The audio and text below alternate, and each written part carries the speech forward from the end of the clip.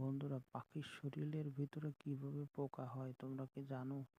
জানলে কমেন্টে জানাও এবং আমার চ্যানেলটি সাবস্ক্রাইব করে দাও। পাখির শরীরের ভিতরে পোকা, এটা কিভাবে হয়? এটা কি পোকায় কামড় দেওয়ার জন্যে পাখির শরীরের ভিতরে পোকা জন্মে, নাকি কোনো ময়লা আবর্জনার ভিতরে পাখিটা ছিল তার জন্য পাখির শরীরের ভিতরে পোকাটা এসেছে? আমার তো মনে হয় এটা ভয়ঙ্কর একটা ব্যাপার। বন্ধুরা, তোমরা কি জানো?